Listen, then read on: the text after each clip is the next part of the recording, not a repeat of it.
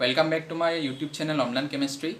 In the last video lecture we have discussed about empirical formula and molecular formula, what is their relation and how can we find out the molecular formula from empirical formula. Today we are going to discuss about another important topic which is not directly included in the NCERT textbook, but it is very important as solving some numericals you will come across this term, okay, and the term is vapor density. Now what is actually vapor density? Okay, so this vapor density is related with gas and volatile material. Okay, जो gas है, जो volatile material है, उसके साथ ये vapor density directly related है. Physical sense में vapor density is the density of a gas compared to hydrogen gas at the same temperature and pressure. ठीक है, हाइड्रोजन का जो डेंसिटी होगा एक पार्टिकुलर टेम्परेचर एंड प्रेशर में, उसी को अगर हम कंपेयर करके किसी गैस का डेंसिटी निकाले, उसी को हम लोग वेपर डेंसिटी बोलेंगे, सेम टेम्परेचर एंड प्रेशर में, जो कि हमने हाइड्रोजन के लिए लिया था. ठीक है, तो क्या होता है, मेनी टाइम्स न्यूमेरिकल्स में आपको मॉलिकुलर मास नहीं दिया जाएगा, इंस्टेड ऑफ दैट आपको वेपर डेंसिटी दिया जाएगा और आपको मॉलिकुलर फार्मूला निकालना पड़ेगा. ठीक है, तो कैसे निकालते हैं, चलिए इसको हम देखते हैं. तो यहाँ पे मैंने पिछली क्लास की तरह एक न्यूमेरिकल लिया है.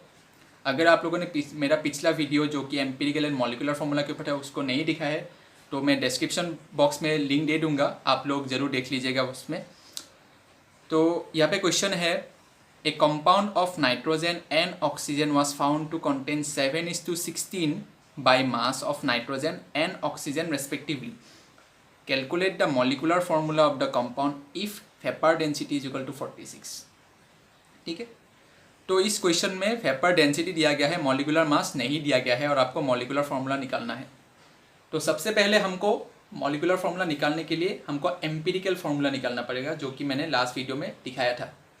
ठीक है, तो क्वेश्चन में सबसे ज़्यादा इम्पॉर्टेंट पैरामीटर पहले है ये 7:16 रेशियो. जो कंपाउंड होगा उस कंपाउंड में नाइट्रोजन और ऑक्सीजन का मास का रेशियो है 7:16. यहाँ पे परसेंटेज नहीं दिया गया है, यहाँ पे रेशियो दिया गया है. ठीक है, तो let us consider the mass of nitrogen is 7K and oxygen is 16K, फिर K इज ए कॉन्स्टेंट. ठीक है, nitrogen equal to 7K and oxygen equal to 16K. अभी हम लोग एक टेबल बनाएंगे लास्ट क्लास की तरह. टेबल में ये जो रो होगा, उस रो का जो ईच एंड एवरी कॉलम होगा उसको मैंने रेड मार्कर से मार्क किया है. तो सबसे पहले कॉलम होगा एलिमेंट, उसके बाद मास, फिर एटॉमिक मास, फिर रिलेटिव एटॉमिक मास और फिर रेशियो. ठीक है, एलिमेंट दिया गया है नाइट्रोजन एंड ऑक्सीजन. मास, ये मास होगा जो रेशियो में दिया गया है 7:16, जो कि हमने क्या पकड़ा है 7K एंड 16K. तो नाइट्रोजन का मास होगा 7K, ऑक्सीजन का मास होगा 16K. ठीक है, अब एटॉमिक मास, नाइट्रोजन का एटॉमिक मास है 14. ठीक है, आप इसमें U या फिर AMU भी लिख सकते हैं. एक नाइट्रोजन एटम का मास है 14U और AMU, और एक ऑक्सीजन एटम का मास है 16. ठीक है, 16U और AMU. ये जो नेक्स्ट जो कॉलम होगा वो होगा रिलेटिव एटॉमिक मास. ठीक है, जो मास आपको दिया गया है, जो कि यहाँ पे रेशियो में दिया गया है इंस्टेड ऑफ परसेंटेज, उस mass divided by atomic mass, तब हमको रिलेटिव एटॉमिक मास मिलेगा. So 7K divided by 14 is equal to 0.5K. Similarly for oxygen 16K divided by 16 is equal to 1K, और simply you can write it as K. ठीक है, तो relative atomic मास हमको मिल गया. इसका बाद का जो कॉलम है वो है रेशियो. ठीक है, अभी लास्ट क्लास में जो न्यूमेरिकल मैंने लिया था उसमें एक और कॉलम था, जिसमें वो कॉलम में होल नंबर रेशियो हमने इंक्लूड किया था, whole number ratio.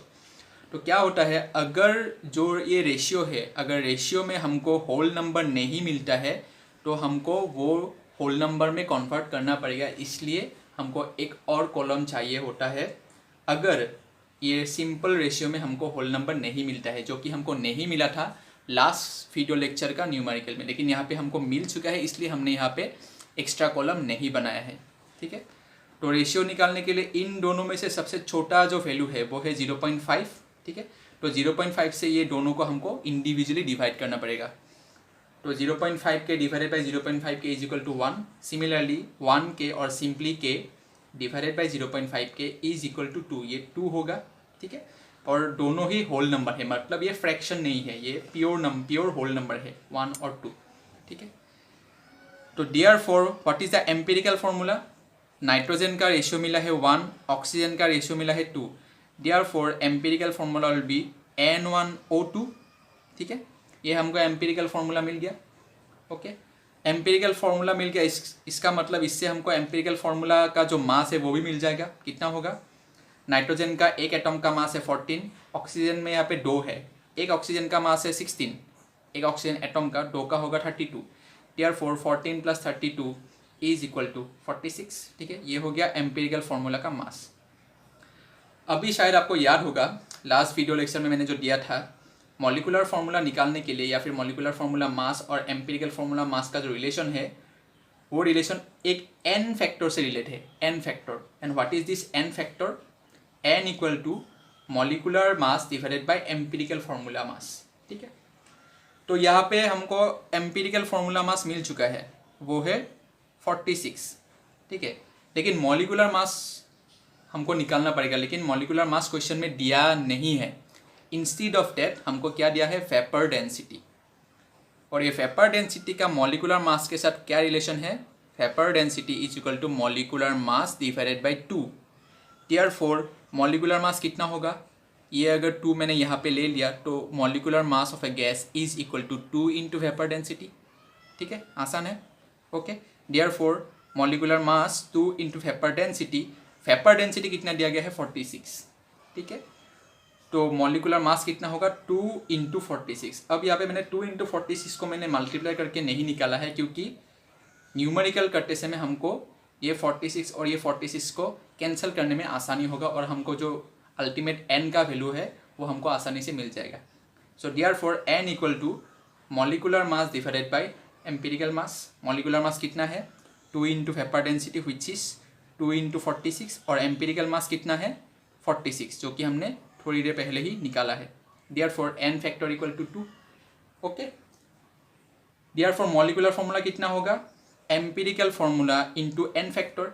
Empirical formula था N1O2, देयरफॉर मॉलिकुलर फॉर्मूला कितना होगा N1O2 इंटू 2, ठीक है।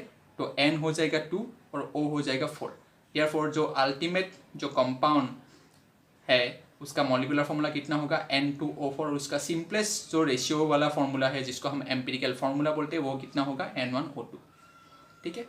तो इस तरह से हम लोग मॉलिकुलर फॉर्मूला ना इस्तेमाल करके भी अगर वेपर डेंसिटी का इन्फॉर्मेशन दिया गया है तो उससे हम लोग मॉलिकुलर फॉर्मूला निकाल सकते हैं एम्पिरिकल फॉर्मूला थ्योरी अप्लाई करके। तो this is all about vapour density. अगर आपको ये वीडियो अच्छा लगा होगा तो please like it, share it and subscribe my YouTube channel to get update of various interesting chemistry topic in a lucid manner. So आज के लिए इतना ही, फिर मिलते हैं, थैंक यू।